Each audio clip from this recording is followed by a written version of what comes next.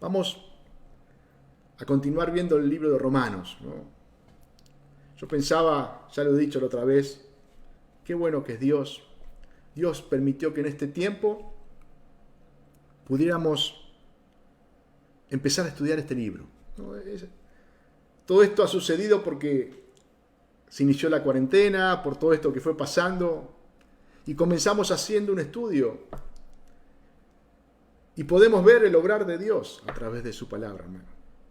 Porque al exponer su palabra expositivamente, al poder ver versículo tras versículo, capítulo tras capítulo, vamos teniendo una mayor claridad de lo que la palabra de Dios nos enseña. Creemos que es el Espíritu Santo el que nos revela, el que trae luz a nuestro corazón.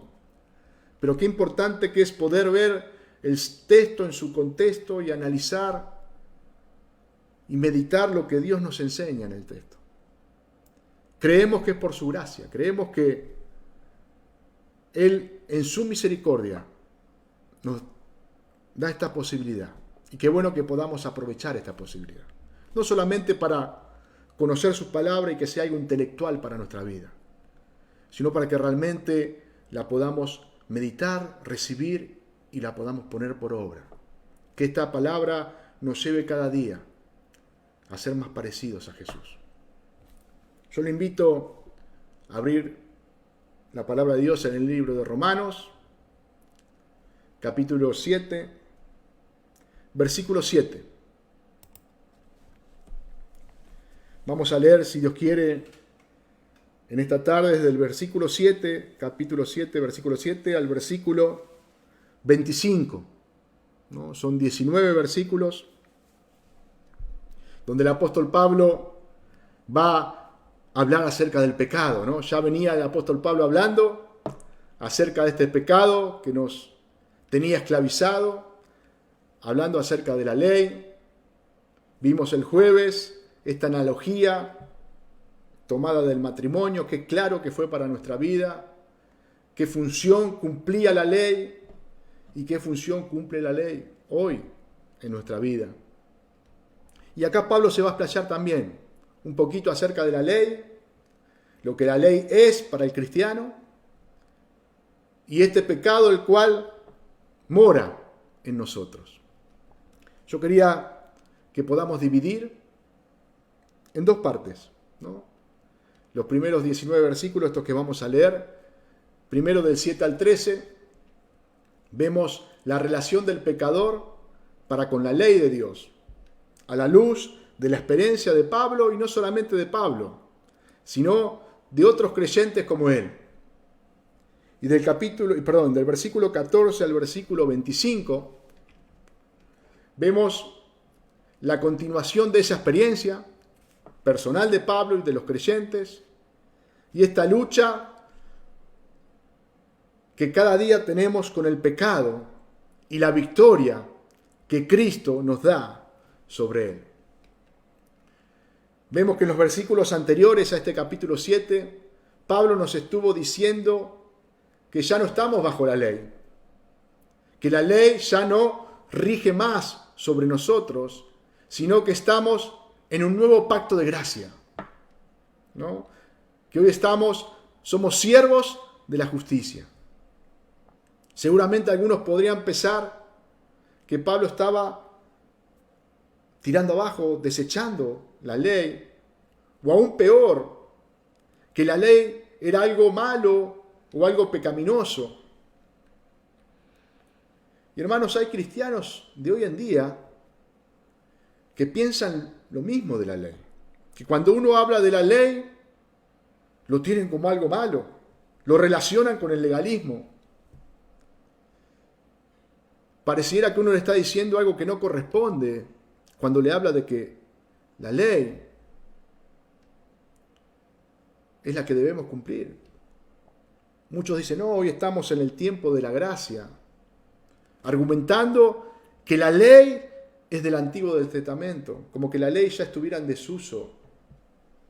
Y vamos a ver en el versículo 12 de este mismo capítulo que Pablo nos dice de manera que la ley a la verdad es santa y el mandamiento santo justo y bueno.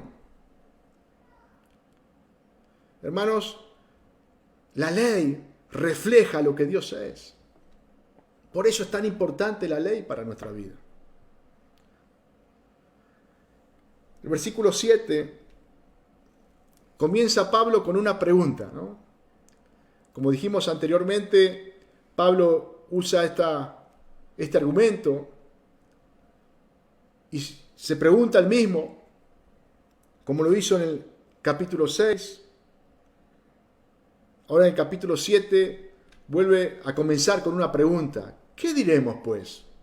¿La ley es pecado? Dice. En ninguna manera. Pero yo no conocí el pecado sino por la ley, porque tampoco conocería la codicia si la ley no dijera, no codiciarás. Igual que en el capítulo 6.1 y 6.15, que empieza con una pregunta, la respuesta es la misma. En ninguna manera. Pablo está diciendo, ¿la ley es pecado? Imposible. No puede ser así. No deja lugar a duda. Y nos enseña que la ley me muestra el pecado. Me muestra mi pecado señalándolo. ¿Para qué? Para mostrarme mi condición, hermano. En la segunda parte de este versículo 7, Pablo dice que no sabría lo que es la codicia si la ley no le dijera, no codiciarás. El pecado ha hecho uso del mandamiento como una base de operaciones en la vida del hombre. Y al ser confrontado por la ley de Dios, ese pecado que se activa en nosotros.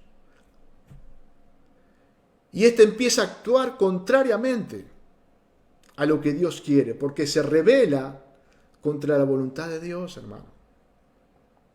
Por eso dice el apóstol que la ley lo que hace es mostrarme, enseñándome que soy pecador, mostrándome mi pecado. Y el 8 dice, mas el pecado, tomando ocasión por el mandamiento, produjo en mí toda codicia, porque sin la ley el pecado está muerto. Cuando la ley me muestra el pecado, ese pecado en mí se activa, hermano. Y yo pensaba en los nenes chiquitos, cuando crecen, ¿vio? Y ya empiezan a hurgar. Lo primero que uno les dice, no metas los dedos en el enchufe. ¿Por qué? Es peligroso. ¿Por qué te va a hacer mal? ¿No? Ahí le señalamos lo malo, le señalamos lo que no es correcto. Y capaz que hasta ese día el niñito ni cuenta se dio que había un enchufe. Nunca se percató que en la pared había 2 agujeritos. Pero apenas nosotros dijimos, no metas el dedo en el enchufe, cuando le señalamos lo que estaba mal, lo primero que el nene va y mete los dedos en el enchufe. La desobediencia ya estaba en él. Pero cuando uno le marcó que eso era malo, se activó en él. Y lo primero que hizo fue meter el dedo en el enchufe. Esto es lo que Pablo nos está enseñando. Esto es lo que Pablo nos está diciendo. Cuando dice, mas el pecado tomando ocasión por el mandamiento, produjo en mí toda codicia, porque sin la ley el pecado estaba muerto. Esa codicia ya estaba, pero el pecado, pero el mandamiento, la ley, hizo que eso resurgiera, que eso saliera a la luz, lo que ya estaba en nosotros. El versículo 9 dice, y yo sin la ley vivía en un tiempo, pero venido el mandamiento, el pecado revivió y yo morí. Antes de su conversión, Pablo no es que ignoraba la ley. Era un hombre que enseñaba la ley. Era fariseo, era un maestro. No es que no la consideraba. No es que no la tenía en cuenta para su vida, sino que tenía una visión superficial e imperfecta de la ley, hermano. Esto mismo enseñaba Jesús. Esto mismo enseñó Jesús en el Sermón del Monte. Mateo 5:21 nos dice: oíste que fue dicho a los antiguos, no matarás, y cualquiera que matare será culpable de juicio. Pero yo os digo que cualquiera que se enoje contra su hermano será culpable de juicio, y cualquiera que diga necio a su hermano será culpable ante el concilio, y cualquiera que le diga fato quedará expuesto al infierno de fuego. El 27 dice lo mismo: oíste que fue dicho, no cometerás adulterio. Pero yo os digo que cualquiera que mira a una mujer para codiciarla, ya adulteró con ella en el corazón. Vemos que la ley ya estaba. Por eso Jesús le dice: oíste que fue dicho. No era que la ley estaba mal, que aquellos que enseñaban la ley lo enseñaban deficientemente, tenían la vista corta. La ley era mucho más profunda. Por eso Jesús le habla de la ira y le dice: no solamente aquel que mata será culpable. Cualquiera que se enoje con su hermano, ya el enojo, ya es culpable de juicio. Y el que le dice fatuo quedará expuesto al infierno de fuego, dice Jesús. Fíjense cuán más alta era la ley, cuánto más profunda. Oíste que fue dicho: no cometerás adulterio. Y Jesús le eleva más todavía. Pero no es que Jesús la eleva más, que este era el espíritu de la ley. Pero yo os digo que cualquiera que mira a una mujer para codiciarla ya adulteró con ella en su corazón. Jesús estaba enseñando lo que la ley decía acerca de la ira y del adulterio. Y estos hombres tenían un conocimiento imperfecto y superficial de la ley. Por eso cuando Pablo comenzó a entender los requisitos verdaderos de la ley moral de Dios, se dio cuenta que era un gran pecador, que todos sus logros religiosos no servían, eran como basura. Por eso él decía: pero cuántas cosas eran para mí ganancia, las he estimado como pérdida por amor de Cristo. Y ciertamente aún estimo todas las cosas como pérdida por la excelencia del conocimiento de Cristo. Jesús mi Señor, por amor del cual lo he perdido todo y lo tengo por basura para ganar a Cristo. Todo ese conocimiento, todo eso que para él era lo más grande, ahora lo tenía por basura, porque reconocía que solamente en Cristo podía alcanzar lo que él deseaba, que sus méritos, que sus esfuerzos eran vanos para alcanzar el favor de Dios para su vida. Pablo pudo reconocer su verdadera condición. Por eso, al final, ya en su carta a Timoteo, Pablo le dice: palabra fiel y digna de ser recibida por todos, que Cristo Jesús vino al mundo para salvar a los pecadores, de los cuales yo soy el primero. Pablo se ponía como el primero de los pecadores.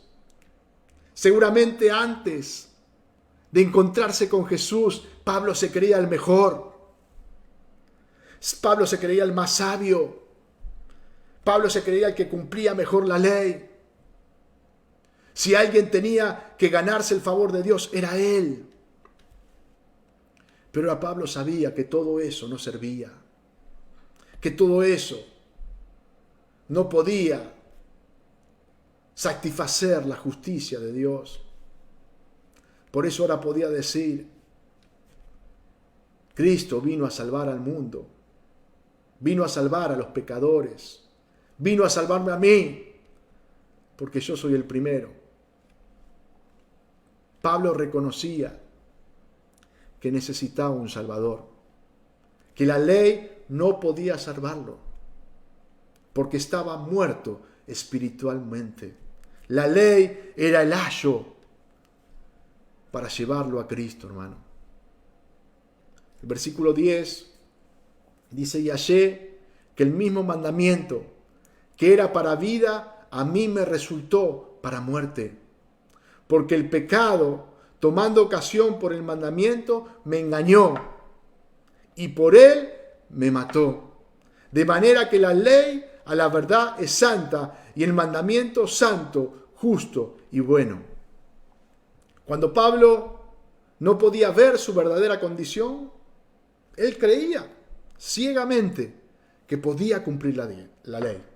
Él creía que podía satisfacer satisfactoriamente, que podía alcanzar lo máximo cumpliendo las demandas de Dios. Estaba seguro de eso, que forzándose mucho podía ganarse la vida eterna.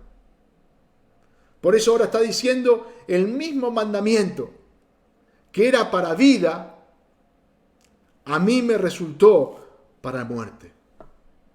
El mandamiento tenía el fin de guiarme a la vida, pero ese mandamiento me trajo muerte. ¿Esto quiere decir que la ley es mala? Y Pablo no deja dudas. Como decíamos al principio, en este versículo 12 dice: la ley era y será siempre justa, santa y buena. Hermano, la ley refleja la santidad, la justicia y la bondad de Dios. Por eso la ley es perfecta. Por eso en la ley no hay errores. Porque la ley refleja lo que Dios es. Es justa, santa y buena. La culpa no es de la ley.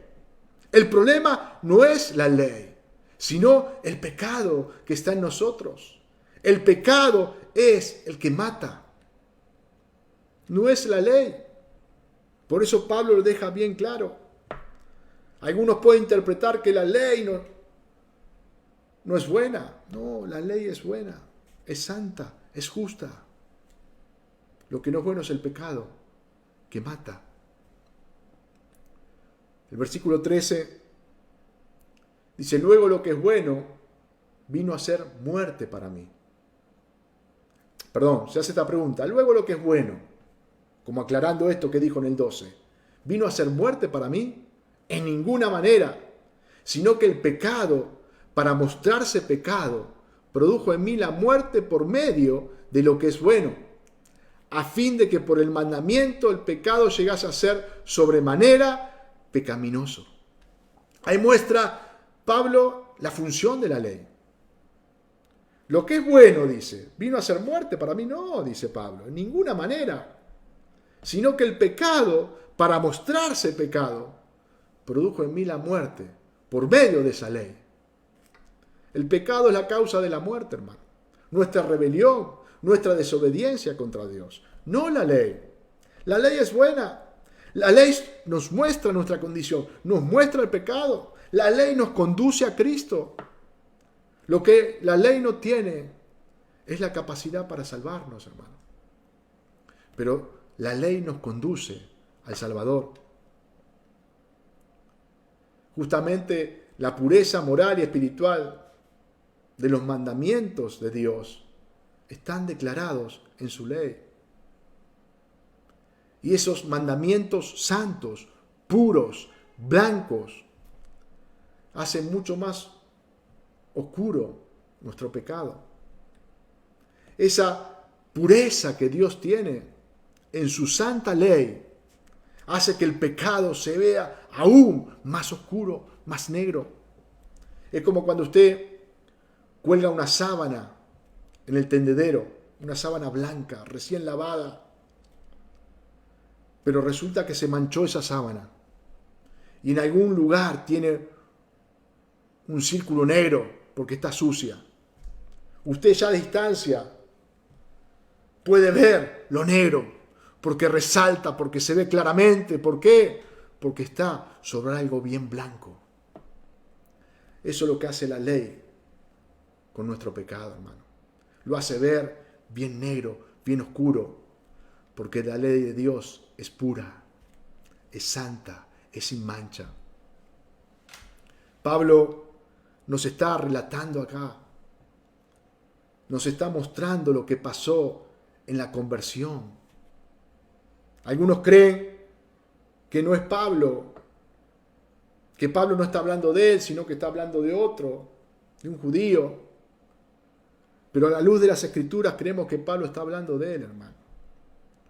Nos está mostrando qué pasó en la conversión, qué fue lo que sucedió en su vida, cómo Jesús lo confrontó, cómo ese viejo Saulo, fariseo de fariseos como él se proclamaba, murió y nació un nuevo Pablo en Cristo, reconociendo lo pecador que era. Como dice el profeta Isaías, nosotros somos como suciedad y todas nuestras justicias como trapo de inmundicia. Así se veía Pablo, hermanos. Y así se ve el pecador delante de Dios. Nuestras justicias son como trapos de inmundicia delante de Él. Y acá podemos ver la verdadera conversión de Pablo. La verdadera conversión del creyente es reconocer su pecado. Y ese reconocimiento nos lleva al arrepentimiento, hermano. Primero viene el reconocimiento del pecado y luego viene el arrepentimiento. Y en este versículo 14 que vamos a empezar ahora, vamos a ver la continuación de esta experiencia y la lucha del pecador contra el pecado. Algunos creen que Pablo acá está hablando de un inconverso. Otros creen que Pablo está hablando de un cristiano carnal o inmaduro. Pero a la luz de su palabra, vamos a ver que Pablo está hablando del mismo. El versículo 14 dice, porque sabemos que la ley es espiritual, mas yo soy carnal, vendido al pecado. Esteban el jueves nos decía, el pecado encuentra un lugar en donde hacernos tropezar. Es en nuestro cuerpo caído, en nuestra naturaleza pecaminosa. Es ahí donde el pecado encuentra el lugar, donde el pecado mora, como dice su palabra, y nos quiere hacer tropezar constantemente. Y vamos a ver cómo Pablo expone su lucha diaria contra el pecado. Y también va a exponer dónde está la victoria del creyente, hermano. ¿Dónde está la victoria nuestra contra el pecado? A la luz de la palabra vamos a ver cómo Pablo describe sus luchas y la lucha de cada creyente, hermano. Cuanto más avanza el proceso de la santificación en la vida del creyente, más preocupado va a estar por su pecado. No es que cuanto más avanza el proceso de santificación, el creyente dice, bueno, ya, la verdad que me quedan poquitos pecados, la verdad que yo analizo mi vida y casi que no peco, No, todo lo contrario. Cuanto más Dios nos santifica, más vemos nuestro pecado. Más negro nos parece. Más horrible vemos nuestra condición. Y esto nos va a llevar, hermanos, a aborrecer cada día más al pecado. ¿Sabe por qué? Porque esta lucha es diaria. No es la lucha de un día. No es que, bueno, yo aborrezco al pecado cuando comencé y después ya está. No. Yo debo aborrecer al pecado todos los días. Yo tengo una lucha con el pecado todos los días. El pecado debe ser mortificado en mi vida todos los días. Y cuando Dios va obrando en mi vida, yo me doy cuenta cuánto me falta, hermano. Cuánto me falta. Por eso Pablo podía decir al final, cuando le escribía al Timoteo ya en su último tiempo, el pecador de los cuales yo soy el primero, dice. Pablo resaltaba que era pecador, hermano. Pablo resaltaba su debilidad delante de Dios. Y que si algo él había hecho y podía hacer, era solamente por la gracia de Dios que obraba en su vida. Hermanos, qué importante que tengamos en claro esto. Filipenses 2:12 dice: por tanto, amados míos, como siempre habéis obedecido, no como en mi presencia solamente, sino mucho más ahora en mi ausencia, ocupaos en vuestra salvación con temor y temblor, porque Dios es el que vosotros produce así el querer como el hacer por su buena voluntad. Hermanos, Pablo le está hablando a los hermanos en Filipo, a estos hermanos que comienza diciéndole que estaba seguro que la obra que Dios había comenzado en su vida la iba a perfeccionar hasta el día de Jesucristo. Ahora les dice: yo no estoy con ustedes, pero sean obedientes, así como lo eran en mi presencia, ahora mucho más en mi ausencia. Por eso le dice: ocupaos de vuestra salvación con temor y temblor. Cada día mortifiquen al pecado en sus vidas, porque es Dios el que produce el querer y el hacer por su buena voluntad.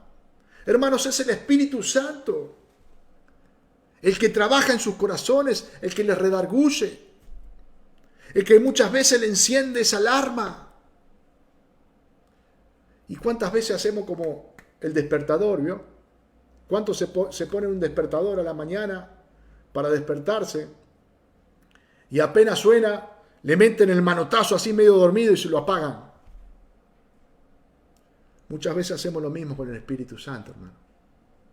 Cuando nos redarguye, cuando hace sonar la alarma en nuestro corazón, que algo no está funcionando bien, estiramos el brazo así para callarlo, para apagarlo.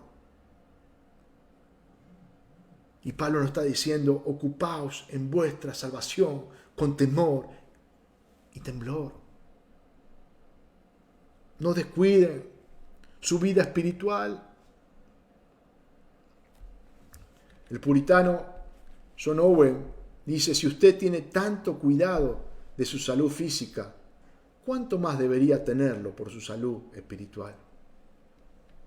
Si a veces nos cuidamos tanto, hermano, por nuestro físico, cuando el médico nos dice algo, tratamos de cumplirlo al pie de la letra. No vaya a ser cosa que nos enfermemos o que nos empeoremos. Ahora con esto del coronavirus, ¿cuántos viven con temor a ver si me agarra el virus y se ocupan, se preocupan? Y Owen dice: si usted tiene tanto cuidado de su salud física, ¿cuánto más debería tenerlo por su salud espiritual? ¿Cuánto hace? ¿Cuánto se ocupa de su salud espiritual? Pablo está tremendamente disgustado por su pecado, por su condición. Y habla como si el pecado lo tuviera prisionero. Por eso dice: mas yo soy carnal, vendido al pecado. Él no es que él se vendió al pecado, sino que muchas veces el pecado en su cuerpo lo tiene como prisionero y él tiene que luchar contra el pecado. Si vemos este versículo a la luz de los versículos 22 al 25, podemos ver por la fe el proceso terminado, teniendo la seguridad de que salimos victoriosos, hermano. Si estamos en Cristo, vamos a tener victoria. Gloria sea al Señor. Porque Él ha vencido en la cruz del Calvario. Él venció al pecado, Él venció a la muerte. Pero nosotros estamos transitando por esta vida, hermano. Y muchas veces vivimos vidas espirituales mediocres, vidas espirituales débiles, porque no nos ocupamos de nuestra salvación, porque no mortificamos el pecado. El versículo 15, Pablo dice: porque lo que hago no lo entiendo, pues no hago lo que quiero, sino lo que aborrezco, eso hago. Pablo está diciendo, mi meta es mucho más alta de lo que alcancé. Sabía que todavía Dios tenía que seguir trabajando en él. Hermano, podía ver cuánto le faltaba. Y yo pensaba, si Pablo reconocía esto, ¿cuánto más nosotros? Si el apóstol Pablo reconocía que le faltaba todavía, que había cosas que no las hacía, había cosas que las hacía mal, ¿cuánto más nosotros, hermano? ¿Cómo nos vamos a pensar que ya está? O que la verdad mis pecados son pocos. La palabra de Dios nos enseña que si sabemos hacer lo bueno y no lo hacemos, eso ya no es contado por pecado. ¿Cuántas cosas sabemos que tenemos que hacer, hermano, y no lo hacemos? ¿Cuántas cosas hacemos mal? ¿Cuántos pecados hay en nuestra vida que no mortificamos y al contrario abrazamos? Y terminan siendo algo normal en nuestra vida. Nos parece hasta que no son pecado. A veces hasta nuestro corazón se endurece tanto que hay pecados que no nos damos cuenta que son pecados, hermano. Como la murmuración, como la falta de perdón. Nunca los mortificamos. Y vivimos con eso como si estaría bien. ¿Cuántas veces descuidamos nuestra comunión con Dios, hermano? Dándole mucho más lugar a nuestra carne que al Espíritu en nuestra vida. ¿Cuántas veces? Es algo por lo cual debemos luchar todos los días. Por lo cual debemos ocuparnos todos los días. ¿Cuántas veces nos conectamos por medio de este medio? Y tenemos comunión y estamos una hora y media. Y a veces nos puede parecer mucho, hermano. Pero capaz que estamos mirando una película en Netflix o estamos en Facebook, en algún entretenimiento, y podemos estar 2, 3 horas y claro, nuestra carne está contenta. Se nos pasa rápido. ¿Cuántas veces decimos nos vamos a levantar temprano para tener un tiempo de oración, para leer su palabra? Y nos cuesta. Deseamos hacerlo. Queremos hacerlo. Pero ahí está nuestra carne, que nos impide, hermano. ¿Y cuántas veces nos damos por vencido? ¿Cuántas veces nos damos por vencido? ¿Cuántas veces se queda solamente en el deseo? Pero no mortifico al pecado. No mortifico a la carne. Puedo tener horas en el Facebook, en la Play, en el Netflix, en el WhatsApp. Pero a veces no puedo tener una hora para orar. No puedo tener una hora para meditar en su palabra. No estoy mortificando al pecado. Hermano, Dios me ha dado herramientas para poder vencer, para poder tener una vida espiritual victoriosa. Pablo está hablando de esta lucha, pero Pablo no lo dice de un lugar cómodo. Pablo expresa esto porque es algo que le duele, porque es algo que le aflige, porque es algo con el cual lucha todos los días. Y quiere agradar al Señor, pero se topa con su carne, con su naturaleza pecaminosa. Pero no se echa a dormir. No dice, bueno, no. Pablo lo presenta delante de Dios y busca agradar al Señor. El versículo 16 dice, y si lo que no quiero esto hago, apruebo que la ley es buena. Pablo vuelve a destacar que la ley es buena. Fíjense cuántas veces en estos versículos Pablo deja en claro que la ley es justa, es santa, es buena. Y esto que Pablo está diciendo me muestra que él es un verdadero creyente, hermano. Por eso, como le decía en un principio, algunos dudaban si Pablo acá estaba hablando de un inconverso o de un creyente inmaduro.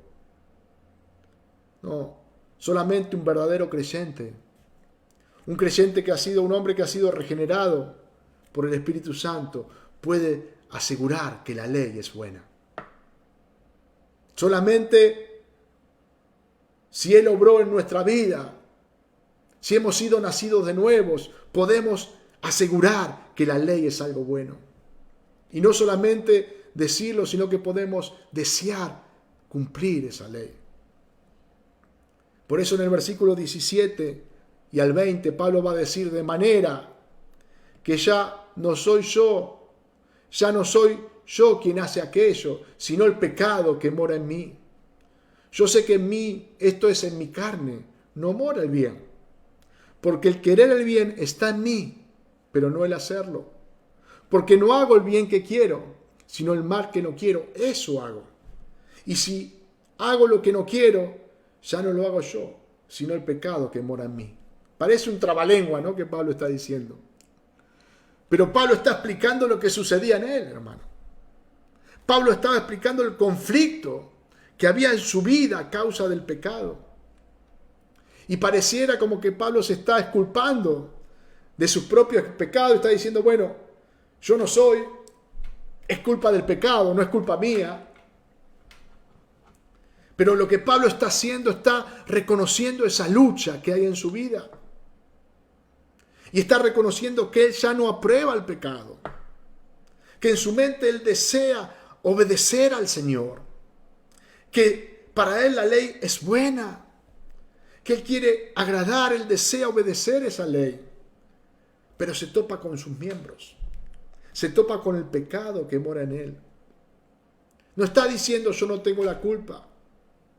O no es un consuelo lo que Pablo está buscando. Sino que Pablo está mostrando su pesar, que le aflige por este conflicto que él enfrenta cada día. Un pesar que lo lleva continuamente a Cristo, hermano. El 21 dice: así que queriendo yo hacer el bien, hallo esta ley, que el mal está en mí. Pablo expone lo que le está pasando. Cuando él quiere hacer el bien, cuando él desea agradar a Dios, porque el Espíritu Santo en su corazón está obrando, hay una lucha con el pecado. Pero Pablo no dice que él es esclavo del pecado.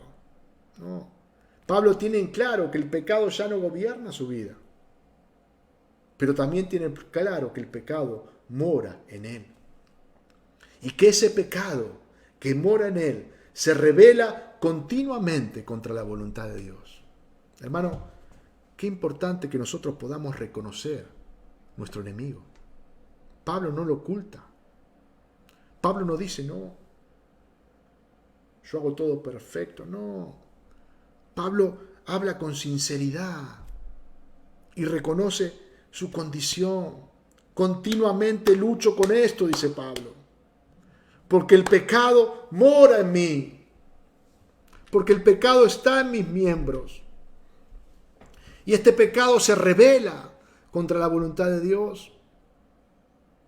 Pablo está exponiendo su conflicto. Por eso en el versículo 22 dice: porque según el hombre interior me deleito en la ley de Dios.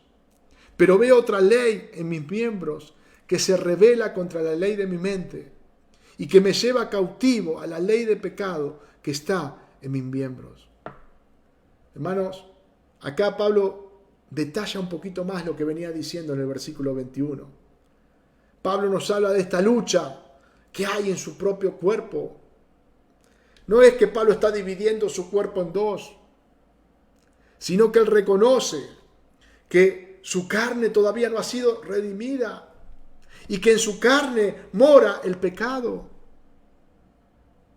Y a pesar de que en Cristo él sabe que tiene la victoria segura,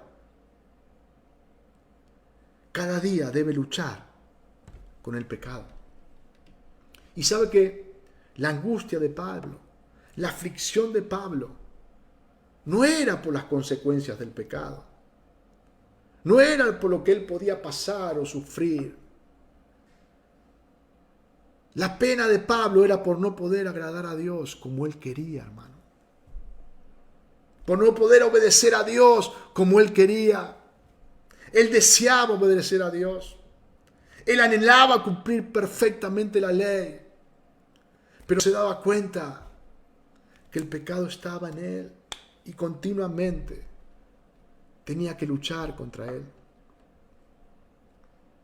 La palabra de Dios nos enseña que somos templo del Espíritu Santo, que Dios a través de su Espíritu habita en nosotros, hermano.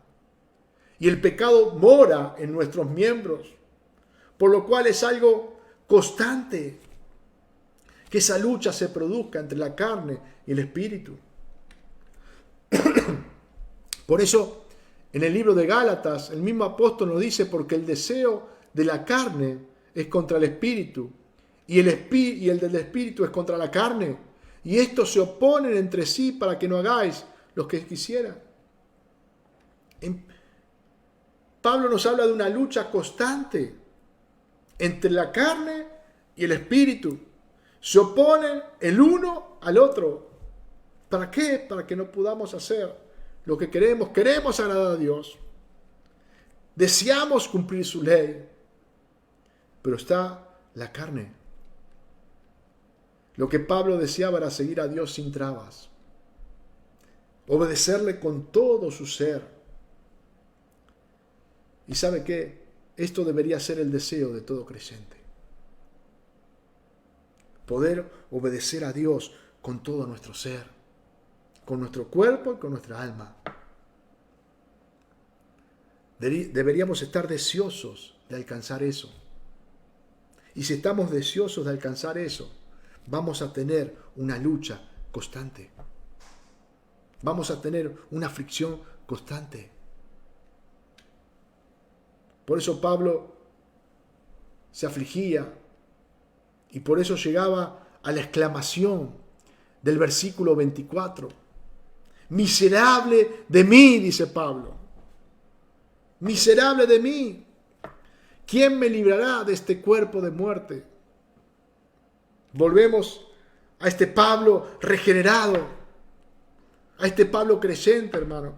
Un inconverso jamás podría exclamar, gritar de dolor por su pecado, jamás lo podría hacer. En cambio, el creyente verdadero exclama como Pablo, miserable de mí. ¿Quién me librará de este pecado que me asedia, que me agobia, que constantemente me lleva a hacer lo contrario a lo que Dios quiere? Pablo se siente un miserable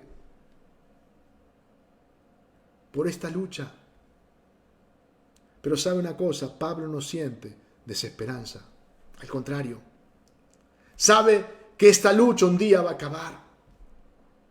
Un día este cuerpo mortal será transformado, será glorificado, y así no tendremos nada que ver más con el pecado.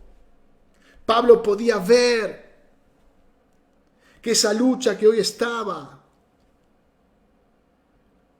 el final de la carrera iba a ser en victoria, porque Cristo ya había vencido, y que este cuerpo mortal, que este cuerpo corrupto, un día iba a ser transformado, glorificado, para subir a los cielos y estar eternamente con Cristo. Por eso Pablo podía decir, gracias doy a Dios por Jesucristo, Señor nuestro. Así que yo mismo con la mente sirvo a la ley de Dios, mas con la carne a la ley del pecado. Pablo, después de gritar, miserable de mí, ¿quién me librará de este cuerpo de muerte? Rápidamente dice, gracias doy a Dios por Jesucristo. Por más que yo tenga esta lucha constante que me aflige, tengo una esperanza gloriosa de que un día esto se va a terminar.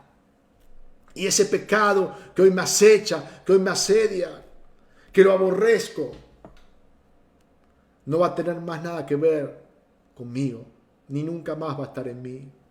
Y eso es gracias a Jesucristo, que lo venció en la cruz del Calvario.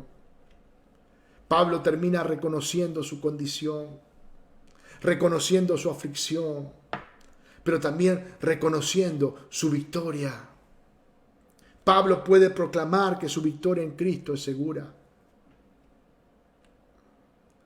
Él no habla de la mente y la carne como dos cosas independientes, sino que está reconociendo el conflicto que hay en él.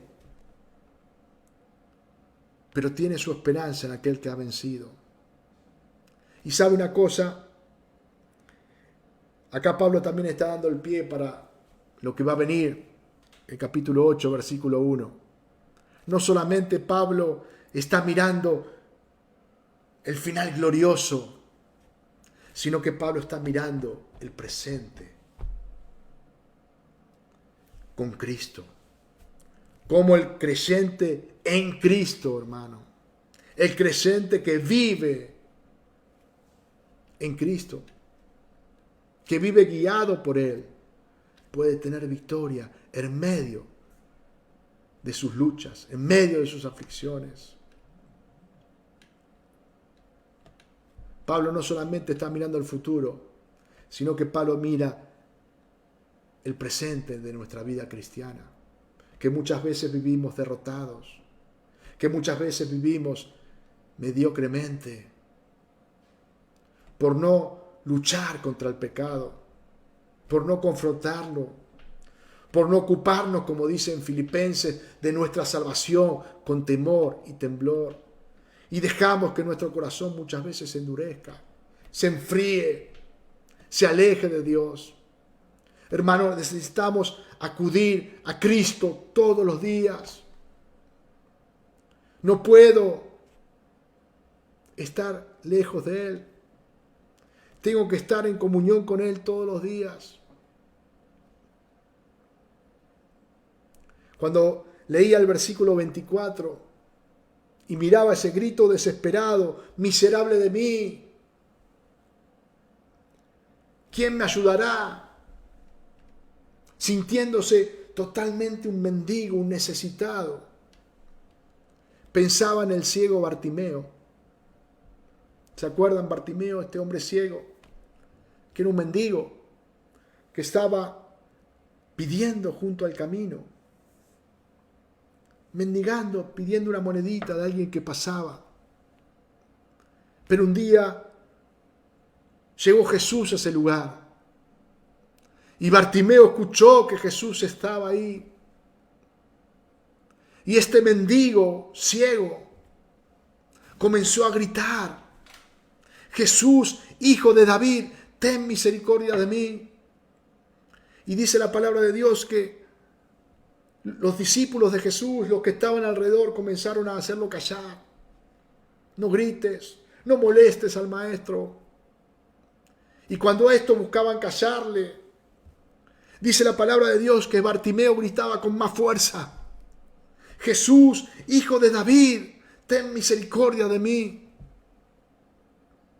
Hasta que vino uno de los discípulos y le dijo: ven, levántate, Jesús te llama. Y este mendigo ciego rápidamente se levantó, dejó su capa, dejó lo que tenía encima y fue a donde estaba Jesús. No lo detuvo nadie para estar delante de la presencia del Rey. Hermanos, debemos reconocer que nuestra condición es la de Bartimeo. Somos mendigos. Necesitamos de Dios todos los días. Pero tenemos esa gran posibilidad, hermano, de acudir a su presencia continuamente y decir: miserable de mí, ¿quién me va a librar de esto? Y podemos tener la certeza, la seguridad de que la gracia de Dios va a alcanzar nuestra vida, va a alcanzar nuestro corazón. Cristo es aquel que está esperando nuestro grito, nuestra búsqueda. Él nos va a socorrer, hermano. ¿Saben por qué? Porque Él venció al pecado.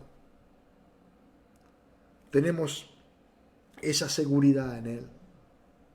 Pero qué bueno que en esta tarde, a través de su palabra, podamos examinar nuestro corazón.